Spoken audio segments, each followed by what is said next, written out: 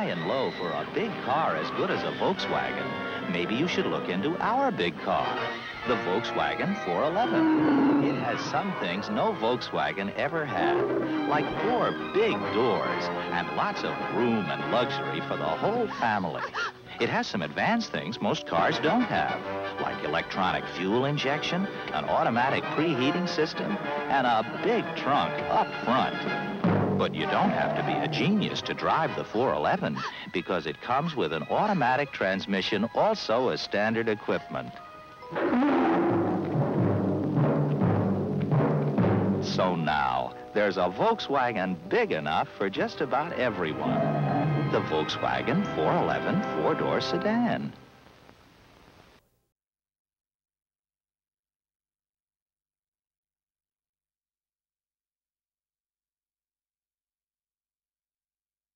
I met Dave through a magazine called Famous Monsters of Filmland. There was an ad in the newspaper section of the magazine that said, "Calling all King Kong fans. Dave Allen wants to hear from you." Well, Dave hadn't had anything to do with that. A friend of his had put that ad in. Unfortunately, I was the first one to answer it because he stopped answering the other ones, but we started corresponding, and then he came out to my house, and we just became friends from that point on.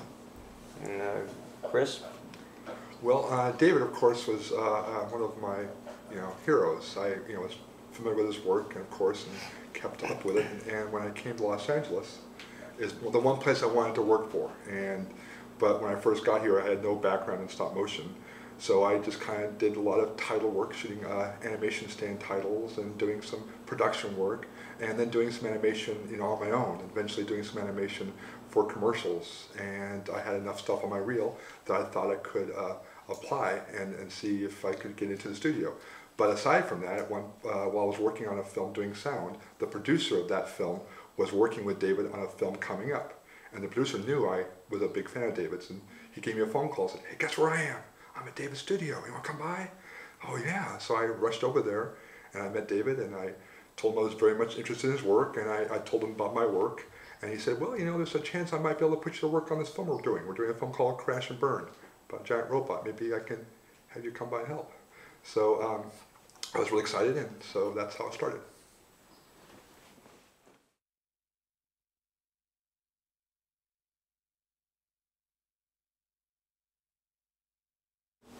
I remember Dave telling me that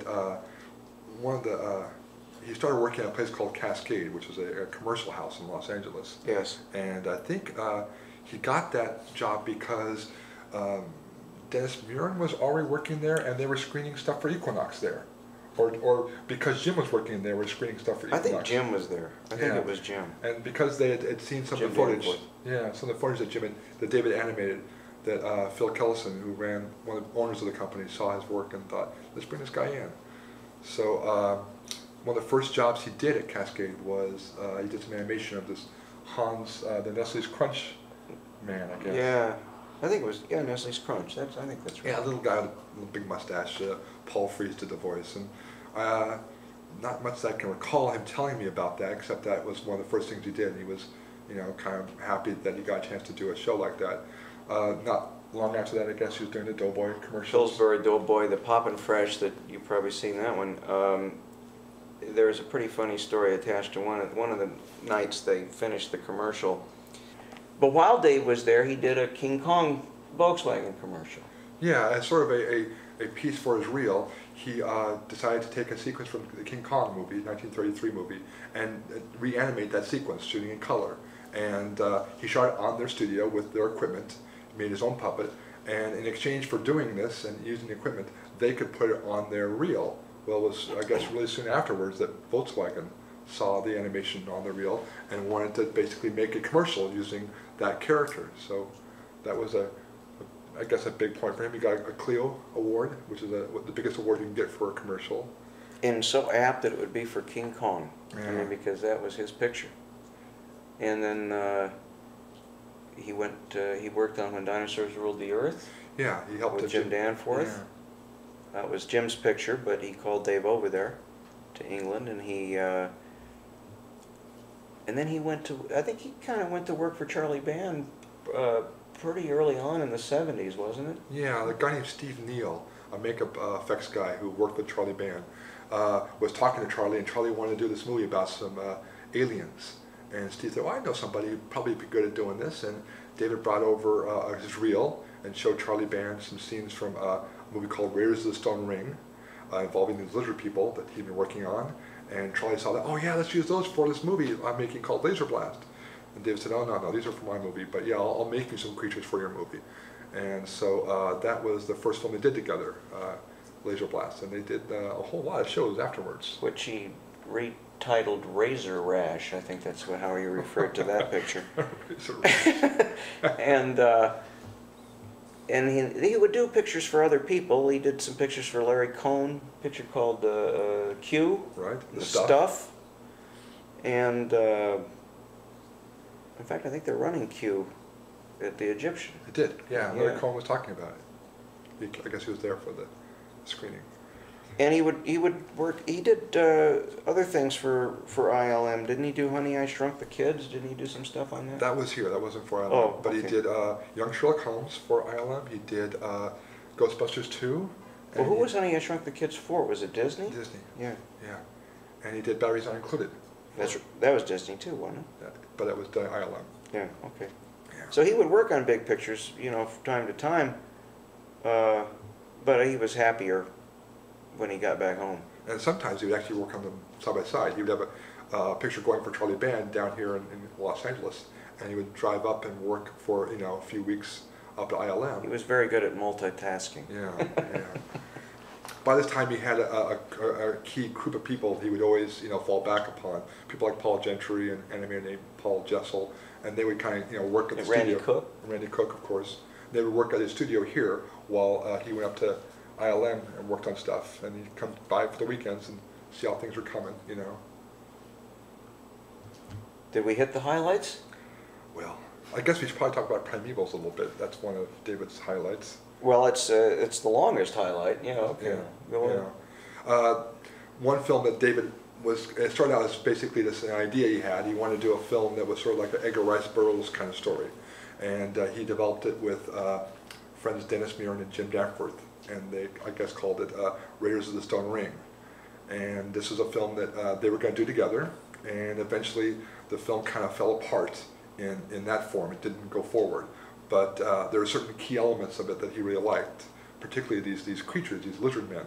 And he, during the following years, he kind of took the idea, certain set pieces of the story, and just kind of grafted them onto a new story, a more sophisticated story, which he later called the Primevals. And so this is a film that he later developed with Randy Cook as a co-writer, and they actually turned into a screenplay. And so this is a film they were going to make. And at one time, hopefully, Charlie Band at Empire was going to be the producer. And it's an important picture for David because it's something that ended up staying with him for a long time. It never really, it would start up and then would get put on hold or would get canceled. And so it's a picture that he had, because of circumstances, had to keep working on, keep refining. At one time, Mark was helping him with the screenplay. So. Yeah. Yeah, well, you couldn't know him for as long as he was on that thing. You almost had to become involved in it. I mean, it was it was like a driving factor for him for over 20 years, wasn't it? I mean, I know that I couldn't keep a thought that long for 20 years, but I mean, it was like he got this idea in his head that this was the picture that he wanted to do. And there was no other picture that he was interested in. I mean, this became everything to him, that he must get this picture done. So, as Chris said before, even when he knew he was, going to die, he's still trying to, tie as many of the loose threads together as he can. Yeah, I mean, I think he knew he wasn't going to finish it, but he was hoping he'd get it enough that, it would go on, and people like Chris here and Paul Gentry and a lot of other people have still been trying to see that it comes to pass. And that was, God, that thing was, when we were talking about that for 20 years. I mean, Yeah, it's amazing.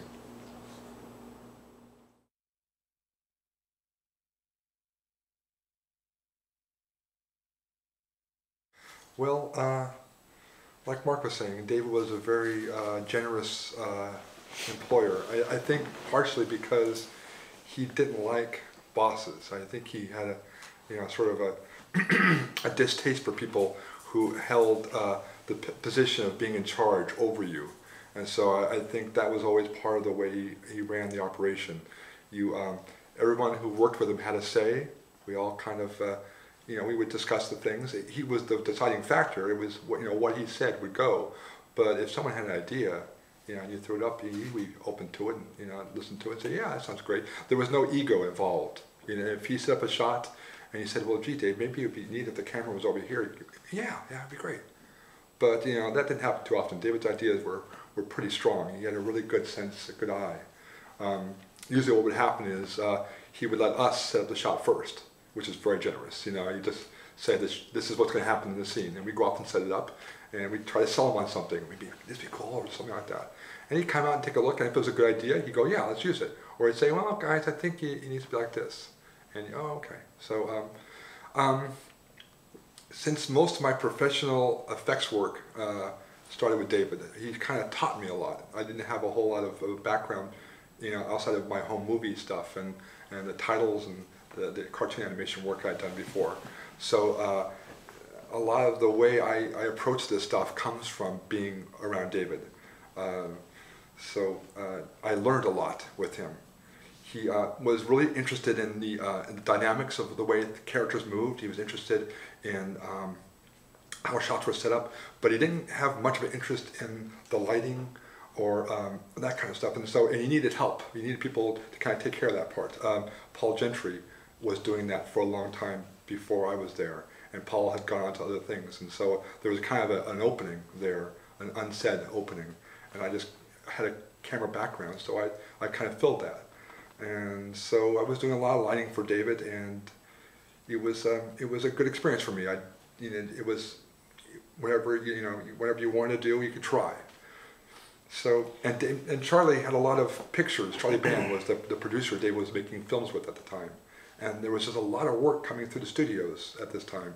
This is like starting in 1990 and going throughout that whole decade.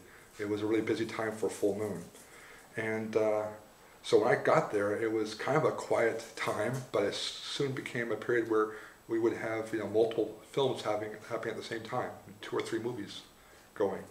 And if you really wanted to do animation, and if you showed interest and you showed an ability, you got a chance to do it. If you wanted to, if you showed interest in puppeteering, and again you showed an ability, and you could do it. There weren't any barriers. There weren't any. It wasn't any pigeonholing. And because I did a lot of photography there, it didn't mean I couldn't do other things. And it's a good way to learn, because you learn the whole business. It's kind of a more well-rounded approach to special effects, rather than just saying this is this department and that's that department. Also, I think you can say that one of the things that made him a good employer was that he never would ask anybody to do something he wouldn't do himself. Oh, definitely. Yeah, definitely. Yeah. Which that was very important, because then you never felt like you were being picked on. Oh, right. And so often it's never the business where the boss says, "Okay, do this. I'm leaving now." He'd be there. If it was a late night, he was there. It just there wasn't any sense of of being above us. As he was part of us. He was really interested in performance. There were, like any artist, there is a certain style to his work, and he was aware of the way he would approach things. And sometimes he would try to try different things, and then sometimes he would say, well, this is the way I like to approach this stuff. And gosh, he had to get into different areas than just the animation, just because of the necessity of it. Yeah, he went to Industrial Light and Magic and worked for a bit, and that introduced him to the whole idea of using puppets to be filmed either in real time or in slow film rates. So you could actually manipulate a puppet and do things that you would normally maybe do in stop motion. So he brought that technique that he developed with people at ILM back to the studio in Burbank, and managed to use that on some shows as well. So he was doing the stop motion animation, he was doing the puppeteering, which he used on even the robot films. Those involved, you know, those huge puppets. But he had to, you know, learn how to do split screen photography, and there's a lot of miniature building going on at the studio. And definitely being a small studio, like the way he liked it, you had to do a lot of different things. You couldn't just specialize too much. And he liked, I think that's something to talk about. I think that, you know, he had a chance to work up at Industrial Light and Magic, and he preferred the whole mindset involved in a lower budget film. The idea that you weren't going to chase, Dave always referred to, chase that last 10% to perfection. That your first or second try right out of the gate got you like 80, 90% there. And the rest of it was just going to be difficult to sort of just kind of, you know, keep finessing it. And sometimes the more broad-stroked approach was it was more fun, and sometimes it was by being more raw and not so refined, it was more honest. It was more of an expression rather than beating something to death. And it was also part of the necessity of having to do the shots in a certain period of time. I mean, he didn't have the luxury. You guys didn't have the luxury of noodling something to death. So right. So Dave had that understanding right out of the gate. He was willing to make the compromises necessary to get the job done. You know, I mean, at a certain point, you have to say, I can't. If we invest any more time in this, we're going to have to shortchange something else. So you have to move on. And he was pretty comfortable with that. I mean, he understood the limitations, and I think he liked working on low budget also because he was the boss. Yeah, yeah. You know, he didn't want to work for a boss. I mean, one of the biggest things I remember him complaining about was, like, he hated to have to be somewhere at a particular time. He wanted to be able to drift into the studio at whatever damn time he finally got himself out of bed, but then he'd work forever. I mean, it wasn't like you were getting shortchanged. The guy would work, if he got there at 11 o'clock in the afternoon, he could very well be there till 5 o'clock the next morning. I mean, he wasn't cheating anybody. He just didn't want the schedule. You know, that just is pure and simple. Yeah. It was his life. I mean, doing these things. I mean, because I don't remember Dave ever having anything that he liked to do. He hated, once in a while I would hijack him and we'd take him down to the beach, and he would go nuts because he didn't have anything to do. You know, I mean, he always had to be noodling. He had to be either working on some kind of drawing for a design of some kind, or building a puppet, or doing this, that, and that. I mean, when he wasn't doing that, I don't think he knew what to do with himself, did he? Yeah. When David found out he had cancer, a lot of people were talking about, you should probably, go out and see some things, go out and travel, and go out and do things. And his focus, even after he found out that the cancer was pretty serious, was this picture he was hoping to finish, Primevals, the Primevals. This is one of his, life dream pictures. It would have been, to take him traveling, it would have been torture. He actually went during a film. He went with his mom. They went to tour Europe, and he had a horrible time. I could have told him. Yeah. and he probably knew he'd have a horrible time. But yeah, that was everything. That was what was fun to him. Yeah. That and getting together once in a while, watching some terrible old movie. And that was everything for him. As much as he was not a happy animator. By his own description, he was not a person that he said, I never have a rip-roaring time while I'm animating. He fights, and it's like, that kind of stuff happens while you're wrestling with a puppet. But the work itself was so important to him.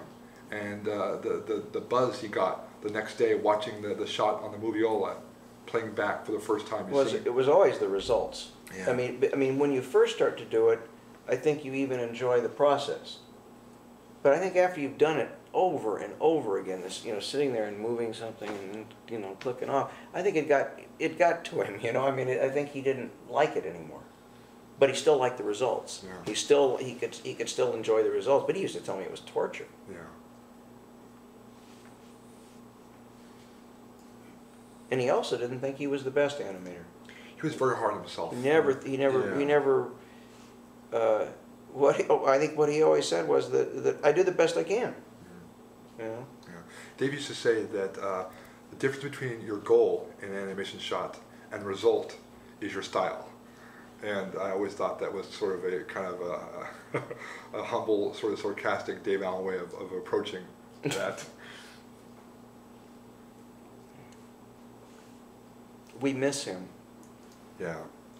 Miss him a lot. Yeah.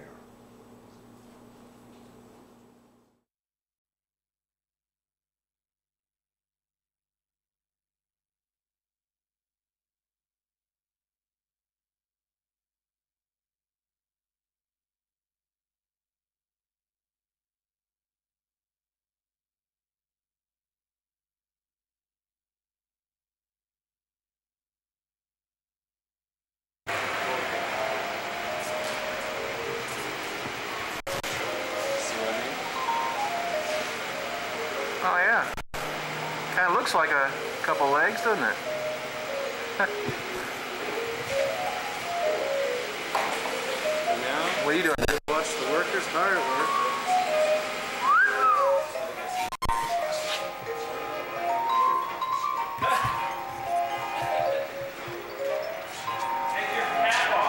You got filming that thing? I'm dangerous.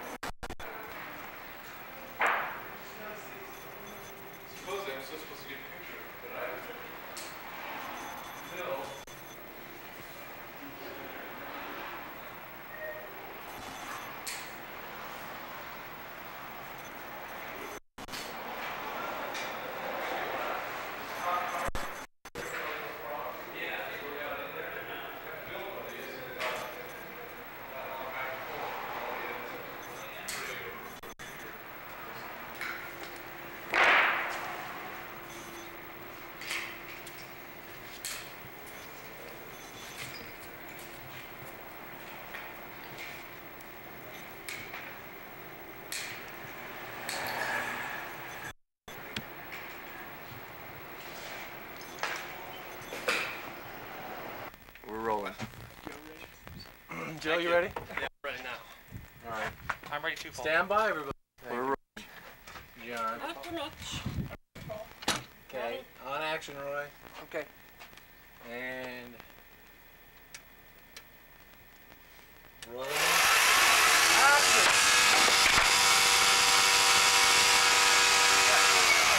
Great from camera.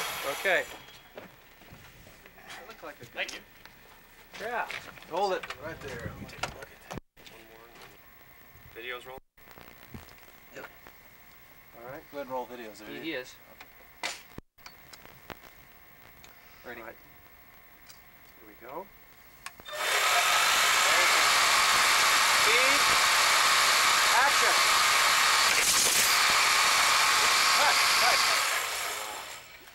Great. One hit looked like it hit right at the top of that.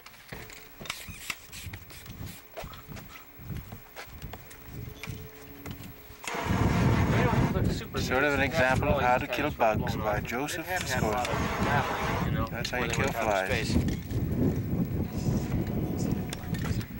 Hey, we brought out the Primo. Another fine example of the latest and state-of-the-art equipment by David Allen Productions. Look, when you turn the crank, oops.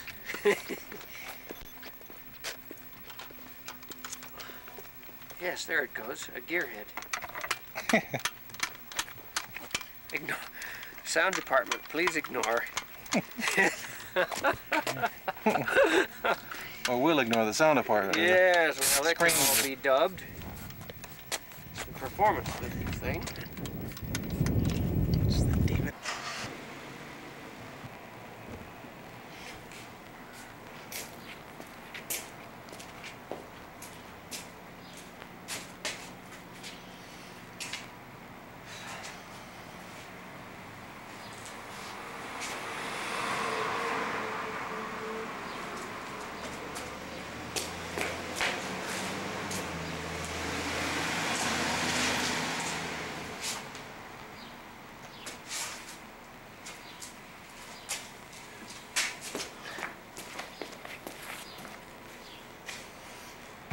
Okay. Get out. All right. What's the date sees that? Remember to keep that high, Okay, we're John. wired. If you can, you know, as soon as that explosion goes off, you know, that was kind of neat, even though it was unintentional, maybe. But it was whatever you did there. Who knows? All set? Okay. Take it maybe a little higher, Mitch. Yeah. Okay. Great. Okay. Stand by, Roy. Here we go. And Sound effects. I'll give a rolling, speed, and then action, okay? And on action when everything happens. Here we go. Rolling, speed, action! Great. Pretty good, except what's hanging down. There, though. It looks like a piece of Look at tape. It's Well, I know, but by the time that happens, we'll be out of the cut. Hopefully you won't. That was great, Roy. I noticed out of the corner of my eye that Keely's was moving up, Yeah. so that was great. Okay, stand by, everyone. Here we go. Rolling.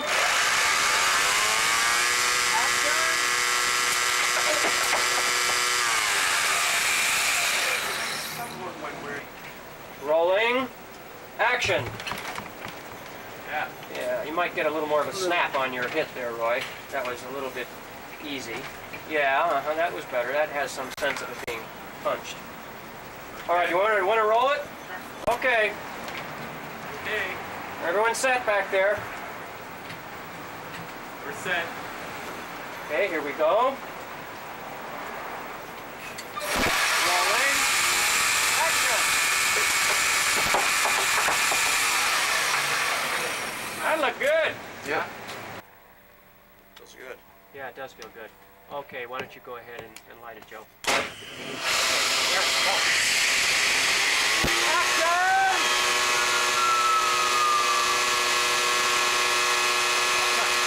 Wiggling like that. It looks beautiful. Well, Well, he came down real good, but at the very end, he was kind of boop, boop, boop, bobbing. Yeah, he's wiggling way. Ready? Yep. Yeah. Here we go. Roll.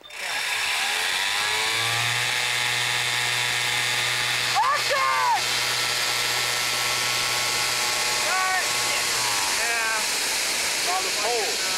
Yeah. God damn it. Let's get... Nice conditions. It looked perfect except for that pole. Beige or something. Shit. And Rick Baker had some stuff there. Not much. And it was actually a little bit. It could have been more. I felt it didn't have any historical, anything historical about it. It was all like the stuff from the last few years, stuff Apogee and Richard Edlund's company, and Rick Baker and something from Mike Westmore. A lot of this stuff wasn't very good. I didn't think. But Do you have any film clips? yeah, running on monitors, on television monitors. There's nothing historical on the monitors either? No. Oh, and some computer work from Pixar company and Bob Abel company, you know, digital imaging. And that was interesting. Well, did Trevor like it? Yeah, he's, you know, not a real demonstrative boy, but I think he enjoyed it. Also, I enjoyed upstairs in the same building, they happened to have a illustrators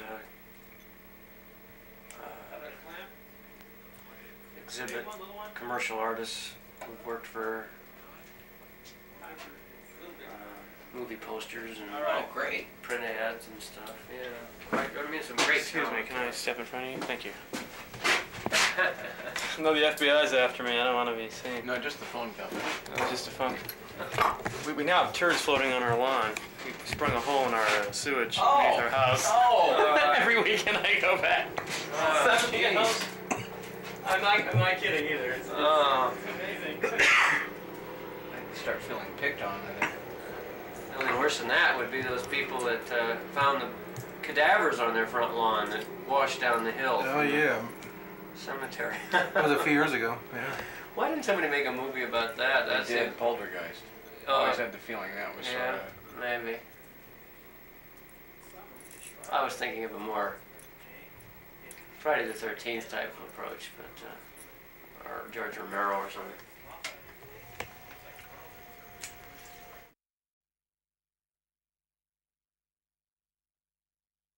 Well, I was a big fan of the Japanese Transformer toys, and as a matter of fact, I have a small collection of them. I used to watch a television show. It was anime called Macross, which is about a giant robot. And I was looking at these, and I kept thinking, why doesn't someone do a live-action version of one of these stories? Because they are such wonderful fantasies and so well thought out. And eventually I realized that the only way I could see one of these was to make it myself. And I came up with the idea of using a story that was taken from the Iliad, which is the ancient Greek story of the Trojan War, about Achilles and you know, his fights with Hector. And the idea that there's a famous scene in the story about a single combat, which is the idea of one man from each army fighting to the death to decide the fate of the war. And that seemed like a very interesting idea for a movie about robots, and the idea that each man would be representing his country and would be a champion, the most highly trained warrior of his land. And that instead of being out there just, with his own body, that he would be inside one of these enormous robots. And that the robot would be equipped with all manner of weaponry, cannons and rockets and lasers, and like the Transformer toys, could fly, or could go underwater, or could do anything, become a tank, could transform into any weapon that was needed. And took the idea to Charles Band, who had been financing and producing my films at Empire Pictures, and he immediately liked the idea, and we started work on it. I had been working with David Allen on a movie called Dolls, which had a lot of stop motion animation that David had created for the film, and he got excited about this idea as well, because we knew right from the beginning that we wanted these robots to move, and Dave Allen was the man for this job.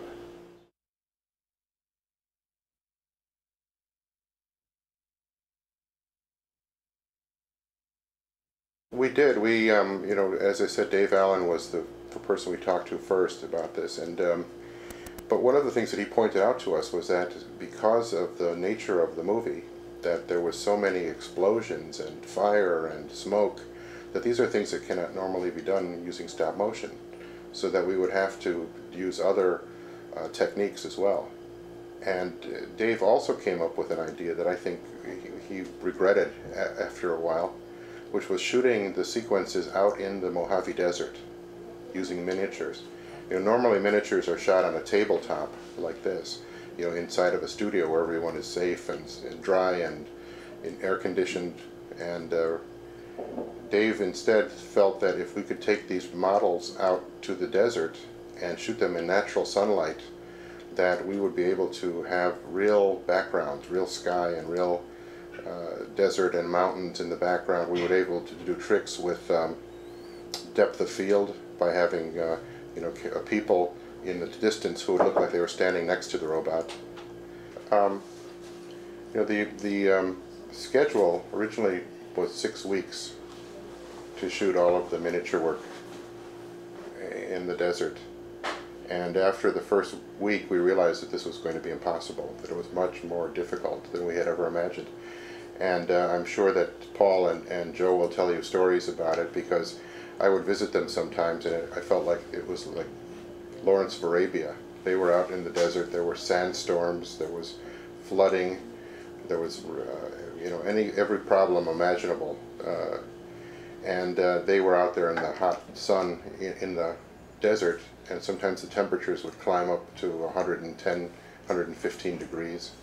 So they were dying out there. And then we figured, well, we can maybe do this all in 6 months instead of 6 weeks. But I think, as it turned out, it took over a year to shoot all of the sequences in the desert. It became very, very time-consuming and difficult. But it was the results, I think, made it all worthwhile. You know, the footage that these guys created was fantastic, and I think still unsurpassed, because it's not being done using optical work. It's or CG, which didn't exist when we did this movie. It's all real. It's all happening in the camera, you know, and so it has a great believability about it, which I think is very innovative. So innovative that no one has ever tried it since.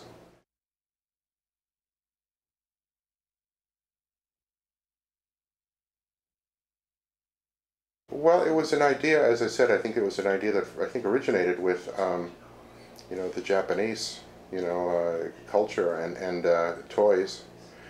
I think that we saw some giant robots in Star Wars. You know, in The Empire Strikes Back, we have those great Imperial walkers, and I looked at that footage a lot when I was working on this film. So the idea of a huge robot, I think, has been done before, but there's never really been a movie about them. A live-action film like this one.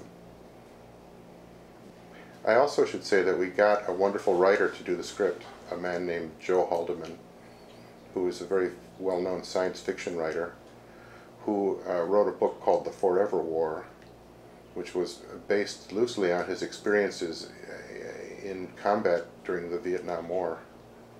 And he had experienced warfare, and I felt it would be important to have someone like Joe to make this world seem real and to understand the minds of the people who actually put their lives on the line for their country.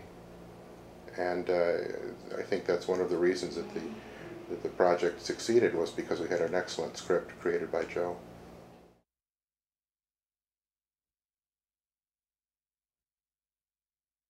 Well, when we shot the live action, we built some of these robots full size.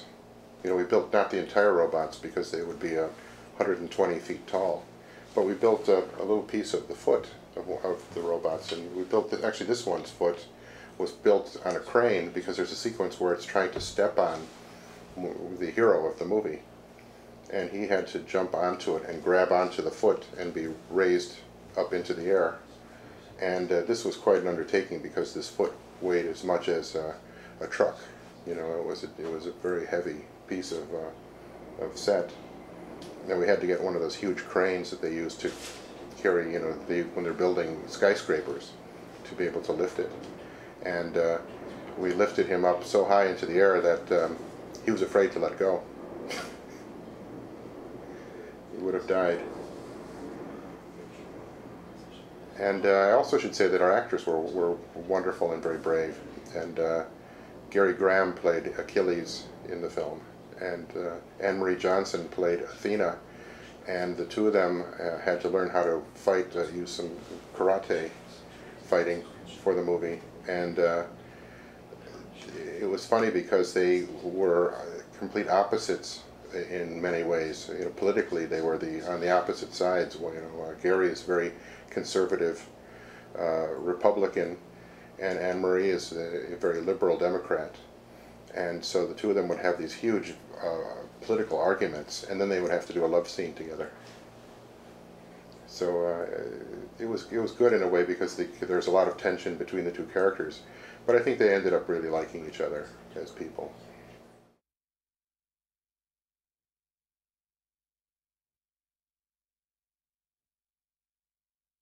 Dr. Matsumoto. Well, Dr. Matsumoto, I think, was an attempt on our part to acknowledge our debt to the Japanese culture that created the idea of the Transformer robots. And so we felt that it was appropriate that the man who is the inventor of the robots be Japanese, because if it weren't for the Japanese toys, there would have been no movie. And there was a name of the inventor of the other robots for the Confederation, we called it, who were supposed to be this was during the Cold War, and so the two superpowers, we had on the one side Achilles, and we called him the market, as in the common market, and the other side was the Confederation, which was the Soviet Union. And the creator of the Soviet Union robots we called Kovalevsky, who was named after Ron Cobb, who designed both of these robots for the production. So it was a kind of an in-joke.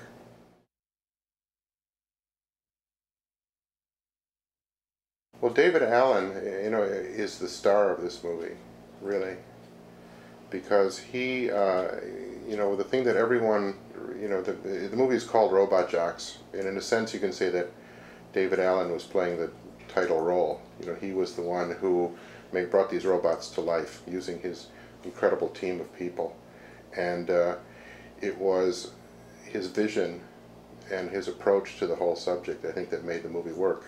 Even though we had a tiny budget, you know, for a science fiction film, David found ways to stretch that budget as far as it possibly could stretch, you know, to do as much as possible. And it was physically demanding. You know, I think to be out in the desert, I just went out a few times to see how they were doing, and I was, you know, the idea of going out there every day for a year to, you know, to accomplish this, it was really quite amazing.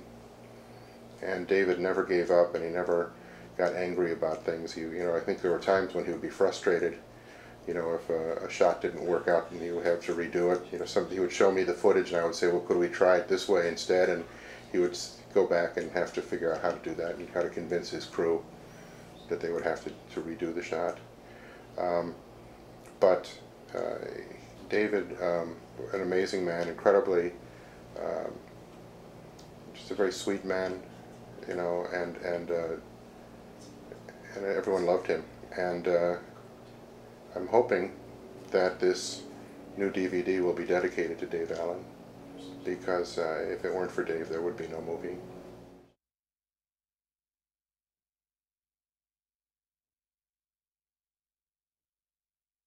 Well, I'm happy. I mean, in a way, it's come full circle because, you know, the idea that this is an idea that really began in Japan, and then when we did our movie, I'm very glad that it is appreciated by the Japanese audiences. That makes me feel very good.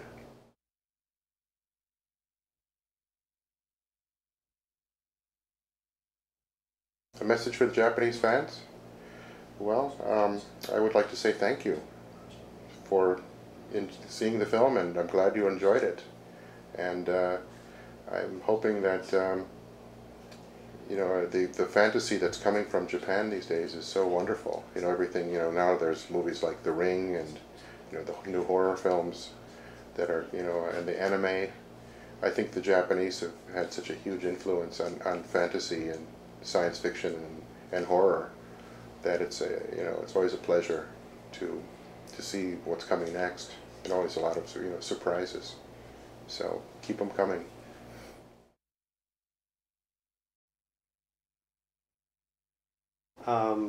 I was hired by David Allen to be the lead animator on the stop motion of the robots, and I did maybe 55 to 60% of the stop motion of the robots.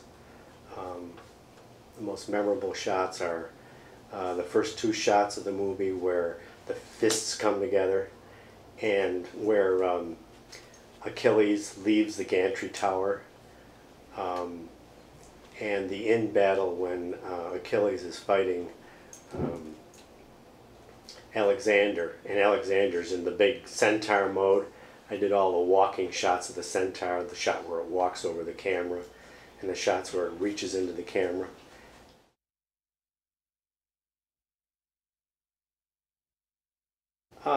David Allen and I were acquaintances for quite some time.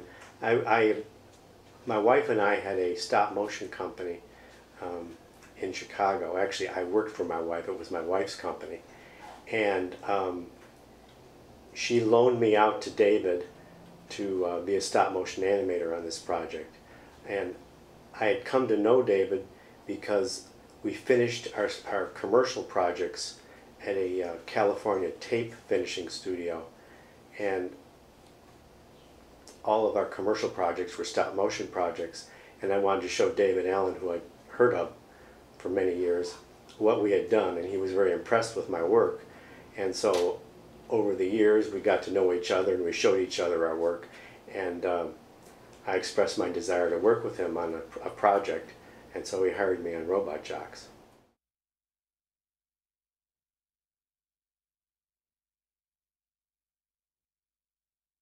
Well, I love Japanese robot toys, and I collect them. I'm a robot collector. So to work on this movie was like a dream come true. I just couldn't wait, and they were very, very cool designs. So I was very excited. I mean, it was like heaven.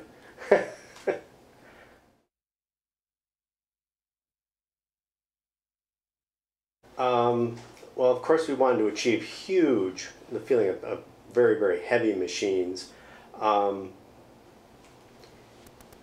When I saw the models, these models, because they're very detailed, and we wanted, David wanted extreme close-ups and very dramatic camera angles where you were shooting up at them to give them this sense of immense size. Because of that, they had to be built much bigger than a normal stop-motion model. Most stop-motion models are about this big, whereas these are about half again as big. So because of their large size and all the plastic parts, it made them very heavy. And this caused a problem with animation in that when they were walking, they couldn't really support their weight on one foot. So what we had to do is we had to tie tungsten wire around the shoulders and run it up to a rod above the puppet and hang a heavy weight above the puppet. And we did this on both shoulders. And this basically made the puppets lighter because the counterweights were taking the weight off their feet. And that was the only way we could get them to actually stand on one foot while they were walking. And that was quite a challenge as we were doing these shots, because we had to paint the wires out each frame in case they were going to show in the camera. Sometimes the lights would kick off of them, and we'd have to paint them with either blue paint or black paint, whatever would work at the time, so they wouldn't show. The other thing about the robots is that because they were so huge, they were moving very slowly to give the sense of immense size and weight. So that steps, a normal human being takes a step in 12 frames. These guys were taking steps in like 36 to 40 frames. They were huge, ponderous machines. So it became a lot harder to do smooth motion because each motion was so extended and slow. The other thing, because of their size, is that most stop motion models, because they are small, you can get your hands around them and move them and grab a hand and pull a whole arm. Whereas because these were so big, we had to animate them in segments. In other words, we'd have to animate the arm by moving the top a little bit, and the bottom a little bit, and then the wrist a little bit, and then each finger, so that it was more of a separate little individual piece kind of animation, which made it even harder yet to animate. Whereas a small puppet, you could just pull this hand and the whole arm would move, and all these joints would work, but these were much too big to do that. So it complicated the animation even more.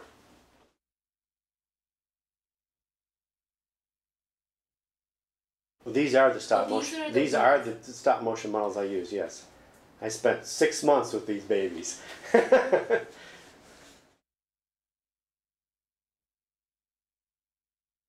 No, not really. What I did think about, for instance, in the shot where Achilles leaves the gantry tower, I was an avid comic book reader, and so I thought about superheroes in battle.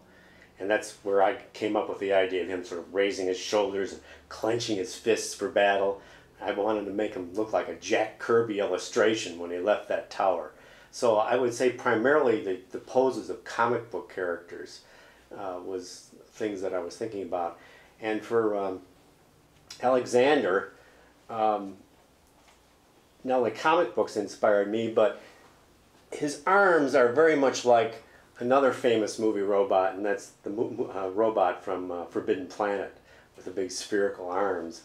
And there's a couple of shots when he's staggering backwards and doing things with his arms that I was thinking about the robot from Forbidden Planet, because these arms are so similar to his.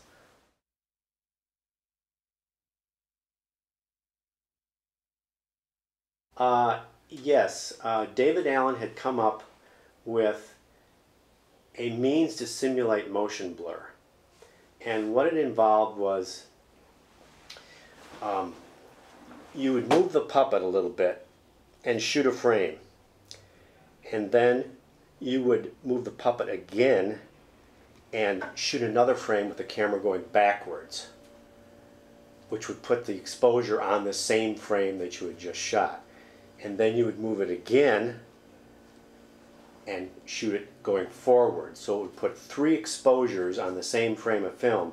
And what it would do is, if you kept your increments proper and small, you would have like a stutter of the shapes, which would give the illusion of a blur.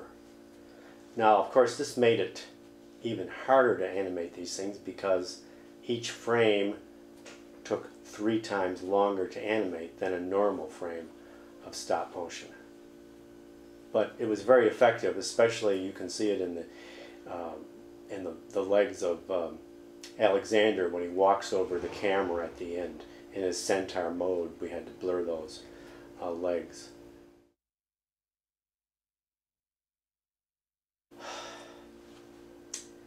We used it in most of the fast action scenes. I would say we probably used it in a good, I don't know, 60% of the scenes. I know when he was walking away from the gantry tower, it was blurred. When he smashed his fists together, it was blurred. Any of the shots where he was reaching into the camera, I think, were blurred. I know David used it in the shot when he got up to block Alexander's missile fist. Those are the only ones I can recall at the moment. It's been 16 years, so I don't recall them all.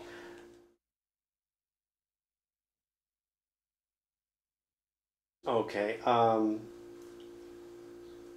By and large, Paul Gentry did all the lighting and setups, but in a few cases I did them. And there's a shot at the end of the film where Athena is crawling out of the pit next to the gantry tower, and she's lifting herself up, and that sequence took probably 2 or 3 days to shoot. And there were several things that happened during that sequence that were strange. The second day of shooting, it started to rain. Now, ordinarily that wouldn't be a problem, but the roof on David's studio leaked, and it was the first time that I actually got rained out in a stop-motion shoot in a studio. So I had to stop shooting for one day because it was raining. The other thing that happened is that towards the end of the shot, for the first time, one of the very heavy weights above the puppet broke and fell down, and to this day you can see the cracks. It shattered this rocket pod at the back of the puppet. And because of that, we had to stop shooting, and I had to put all the gauges in place, and they had to take it off and repair it. We had to put it back on again, and I had to resume shooting. Now, fortunately, because that sequence, which was covered with 2 cameras, there was a wide shot where she was crawling out of the pit, and there was a close-up of her legs. They ran that sequence on video monitors, and the camera pans across the video monitors as she's crawling out of the pit, and you see the close-up of her legs. And you never see there is a jump in the arm caused by the weight hitting the rocket pod, but it never seems to show up in the movie. I guess they either cut around it or you just don't see it in the sequence, fortunately.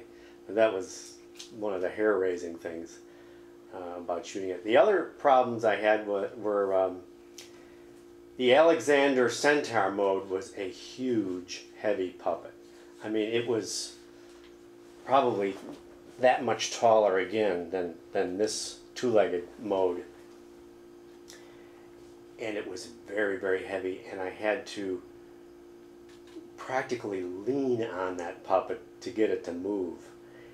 And because of the blurring and because of the weight and difficulty of animating it, I averaged only 16 frames a day on shooting the walking shots of the Centaur puppet.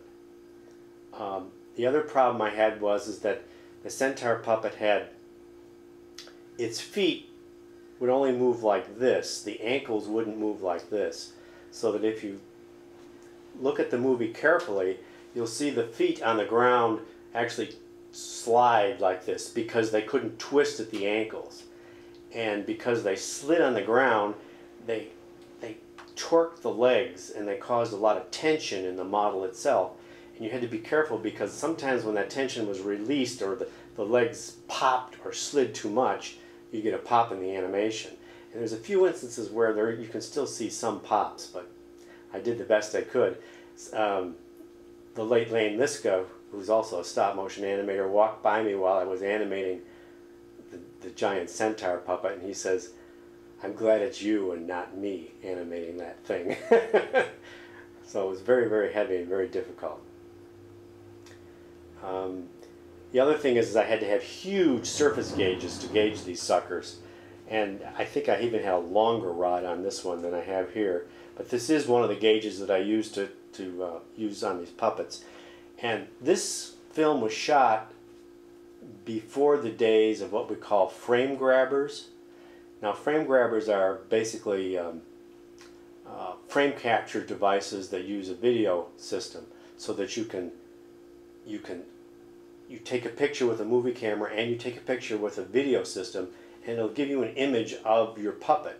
And then when you move it, by cross-dissolving between the captured image and the live feed from the video camera, you can see where you are and where you're going to.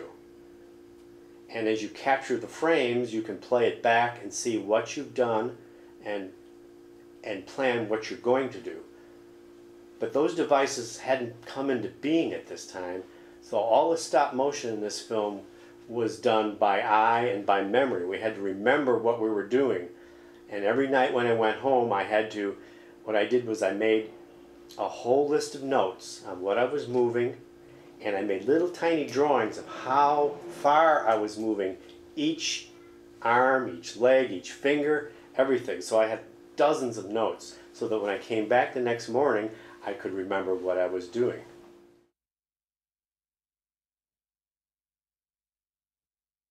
I think the longest shot I did was the centaur walking shots, and it was probably the one walking over the camera.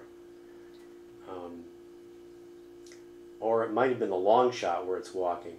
I can't remember which one, but the centaurs just took forever to animate because of the blurring and because of their size and weight.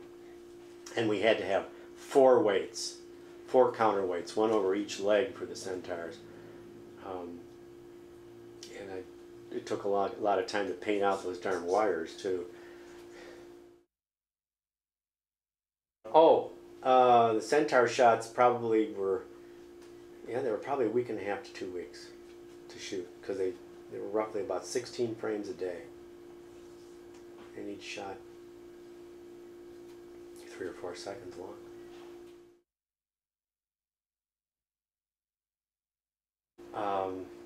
Well,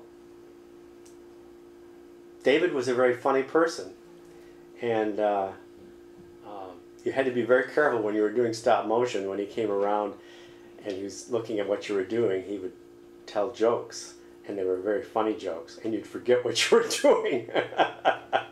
So you had to be careful of that. But yeah, I really owe my reputation, or the start of my reputation in California, to David, because he was the first one to give me an opportunity to work on a feature film, and ROBOJOX was that film, and it was the beginning of my gaining a reputation with animators out here, since I worked only in Chicago at that time, and it was the first time that animators said, hey, here's another guy that can do good work. So I really kind of owe the future of my work out here in California to David starting me on this film. And I'm very thankful for that.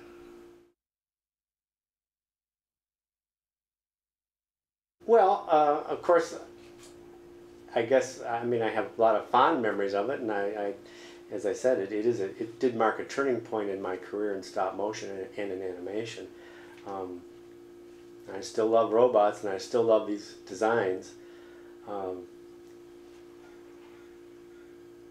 I don't know whether I'm as fanatical about the movie as the Japanese are, but then nobody's as fanatical about robots as the Japanese are. I still love it, and I guess there are a lot of avid followers of the movie today. Now I work right now at Sony Pictures Imageworks, and there are computer animators who really love this film. I mean, even though it's all stop motion, they like it a lot. I was very surprised to find that out when I started there.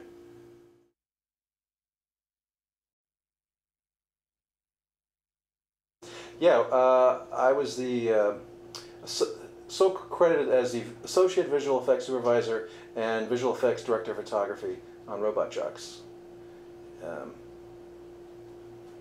It was a project we started back in 1986, and my part in it, of course Stuart started earlier than that, but the director, but I was part of the team that shot the early sequence where we shot the snowbound robots, graveyard robots, and then the big battle thing. And they used this footage to then sell the movie basically. And then we came back a few months later and started all this other stuff with all these other, with the large scale and the smaller scale robots. But ROBOJOX was a film very long in the making, 4 years in the making from beginning to finished product.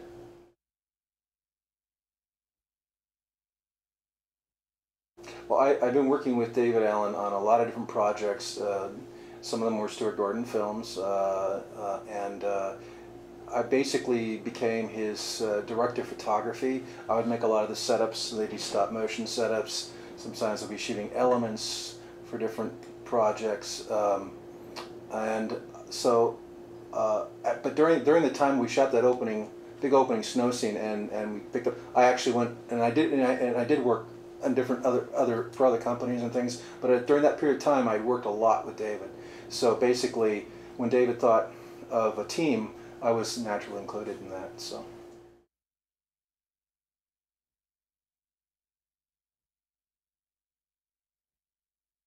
Well, we were excited about shooting. I mean, in that time, this is pre-computer graphics, and doing the big craze at that time was the Transformer craze. So we were all worried that we were going to not have the time to get this out before that craze might disappear. But it was to contemplate shooting these robots. The scenario of this action rock'em sock'em robot world was very exciting. I mean, you know, this is what effects people live for. Is this kind of challenge, and it was a huge challenge and undertaking, particularly since it was a relatively low budget project. But we assembled a pretty a ragtag team that we took out in the desert that performed under very difficult circumstances. So it was an enormous undertaking for the budget and the style of project, but very exciting. Everybody in visual effects can't wait to sink their teeth into a project like this, and anybody who would contact, like you just talked to Joe Viscoso, he was extremely excited about it.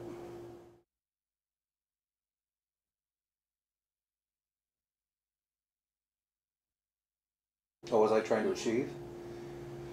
Well, of course, the ultimate goal of any of this stuff is to make it look believable.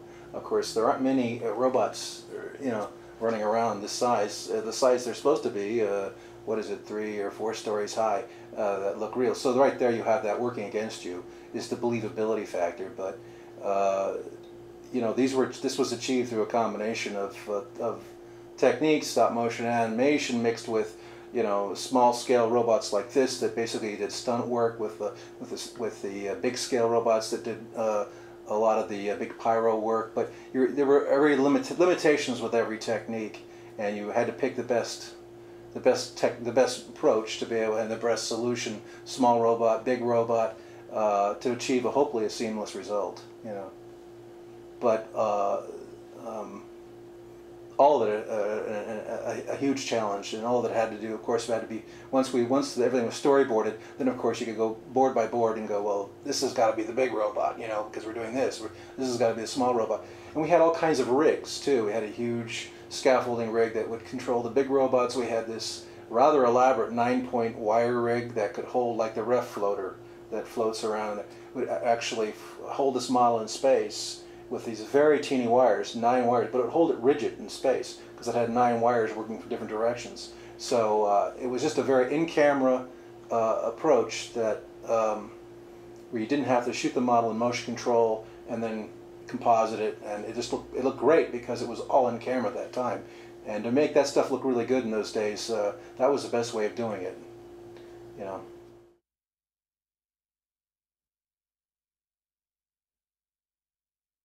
Well, the memorable incidents are usually the accidents that happen, and one of the things is I just talked about the ref floater. We had it one day. We were out there, and we're all standing about 10 feet away from that model. It's hanging on the end of this big, huge thing. This big, with all the wires coming down to the model. It's just standing there, just still, not moving.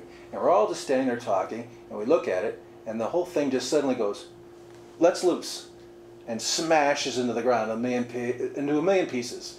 And we look at this thing and we're like, it looked like 9 ghosts with scissors, hit the wires on cue, and the thing went down.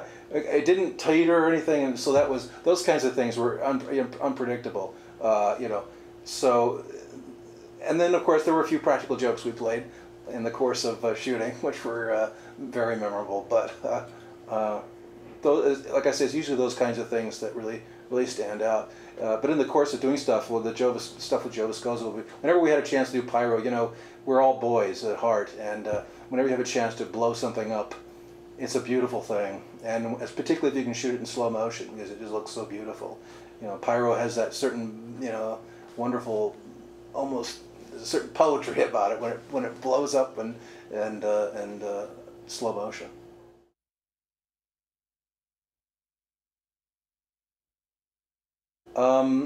I have actually, well, there's several scenes I like. The one for me personally that I like only because it was the biggest challenge for me is the space sequence when they all blast off into space and they're firing at each other. And the reason that is because it's the first time I was dying to try computer-controlled motion control, you know, computer-controlled camera.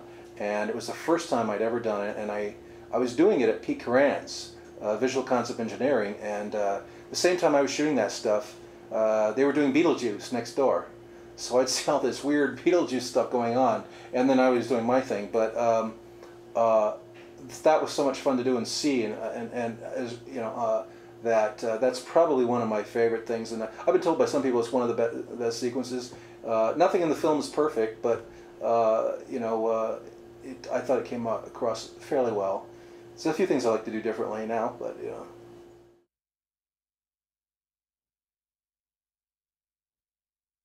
Oh, I really like the movie. I mean, because it's really unusual. No one's ever really tried the crazy thing we tried, and that is, you know, shooting models and miniatures and fighting and rock'em sock'em with this kind of transformer stuff going on. I mean, you know, we all would have liked to have had, you know, a few million more to even make that greater. But you know, that was a great thing. It was wonderful to be able to be part of something that was such a different kind of movie. I can't even think of another movie this compares to. You know, we came in late in the game on it, kind of, but you know, I'm sure glad we did it because, like I say, there's not much you can compare it to. And today, of course, it would all be computer graphics. You know, you wouldn't have the excuse to go out in the desert, blow things up, play with big robots. You wouldn't do it that way anymore, you know, so it's a kind of a bygone thing now. But gosh, what a great experience to be able to have done ROBOJOX. Yeah.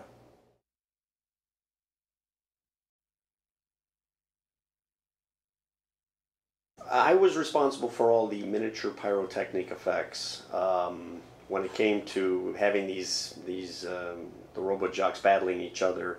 We would get into a lot of pyrotechnic effects, whereas if they hit one another, sparks would fly, or when this guy's hand takes off, we had a pyro effect of it going across the screen and hitting the other robot. So I was a pyrotechnic supervisor, if you will, for the entire miniature shoot that we had done at David Allen's facility and at El Mirage dry lake bed out in California.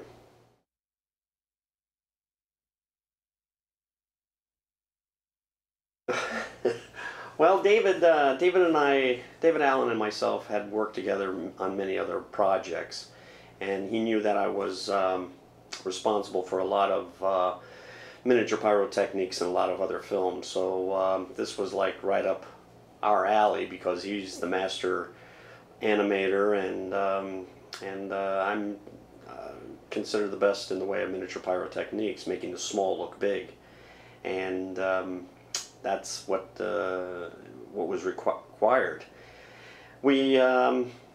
David first brought me on, and he told me that, well, we're going to do this out in the desert, and little did I know that it was going to be a lot more challenging than one expected, with all the sandstorms and the many complications of shooting outside with Mother Nature. And we had a heck of a time. It was a lot of fun, actually.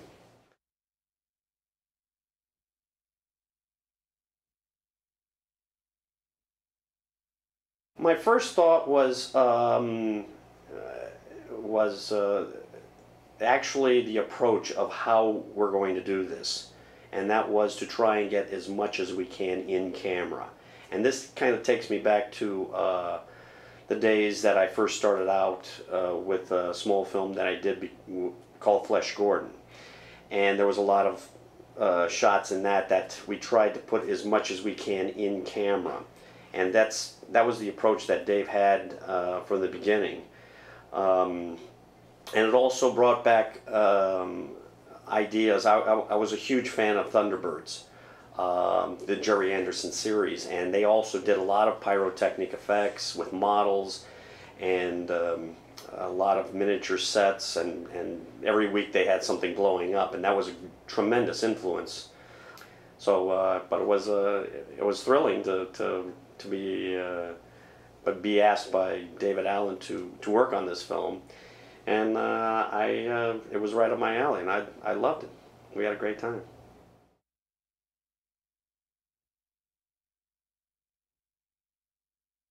Well, the main thing with any of these shots, we try to make it look as real as possible and as big as possible.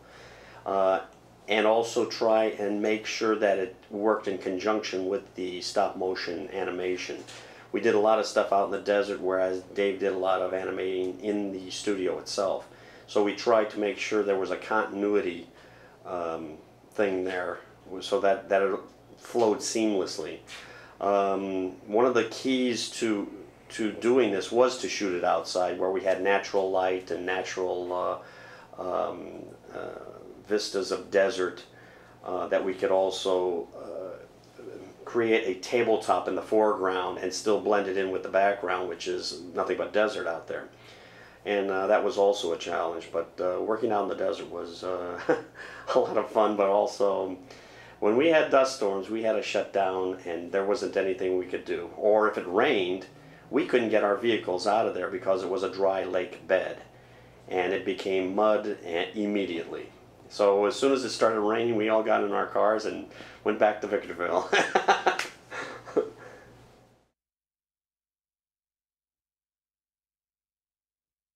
The challenge was to make sure that, like I say, it was all consistent in the way of the pyro, especially making sure that if one got hit with a certain chemical, a fireball, if you will, that it stays in scale.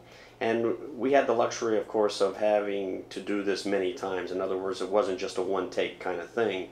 We did several takes, and we certainly had enough pyro out there to make it smaller or bigger and redo the scene immediately, kind of thing, which was great. But working out in the desert was the key, and making it all look real.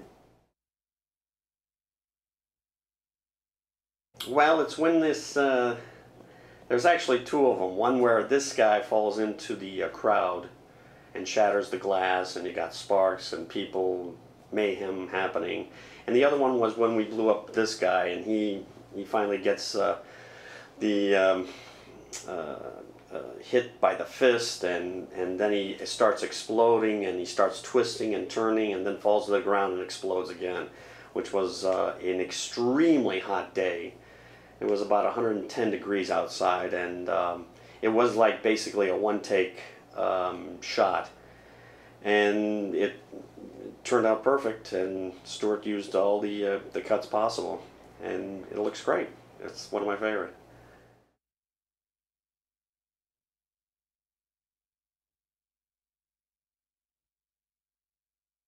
It's one of my favorites. I mean, we had a lot of fun doing it, and you know, hopefully Stuart will come on out and do number 2. Did you hear that story? Yeah. So we're going to start next week, pre-production, and